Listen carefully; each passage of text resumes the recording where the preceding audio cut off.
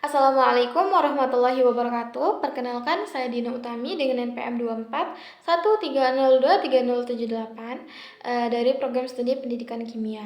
Dan di video kali ini saya akan menyajikan refleksi tentang teori belajar konstruktivisme. Nah, dalam video yang membahas teori belajar konstruktivisme, saya sebagai mahasiswa jadi lebih memahami bagaimana proses belajar sebenarnya bekerja menurut tiga tokoh besar, yaitu John Dewey, Jean Piaget, dan Lev Vygotsky. John Dewey menjelaskan bahwa belajar seharusnya bukan hanya mendengarkan penjelasan dari dosen atau menghafal teori, tetapi juga melalui pengalaman langsung yang relevan dengan kehidupan kita.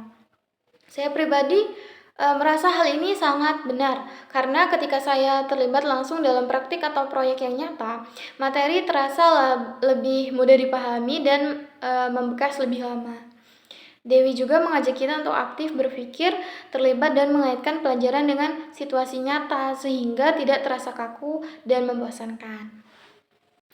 Lalu ada Jean Piaget yang menjelaskan bahwa kemampuan berpikir manusia itu berkembang melalui beberapa tahap, mulai dari sensori motor saat masih bayi hingga tahap formal operasional di usia remaja dan dewasa.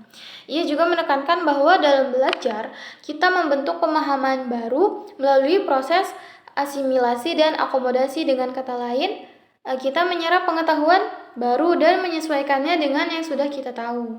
Bagi saya sebagai mahasiswa, ini sangat penting karena seringkali saya merasa butuh waktu untuk benar-benar memahami materi. Emang ternyata otak kita juga lebih bekerja secara bertahap dan proses memahami itu wajar kalau kita butuh waktu.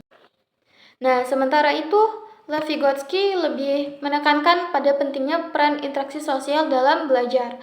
Ia memperkenalkan konsep zona perkembangan proksimal, yaitu kondisi di mana kita mengerjakan atau memahami sesuatu dengan bantuan orang lain, seperti teman, dosen, atau tutor. Saya sendiri sangat merasakan manfaatnya ya ketika berdiskusi bersama teman atau dibimbing dosen secara langsung. Banyak materi yang sebelumnya terasa rumit jadi lebih mudah dipahami. Nah, Vygotsky ini mengajarkan bahwa kita tidak harus belajar sendirian, karena melalui bantuan dan komunikasi kita bisa berkembang lebih cepat dan lebih dalam lagi. Demikian yang dapat saya sajikan. Wassalamualaikum warahmatullahi wabarakatuh.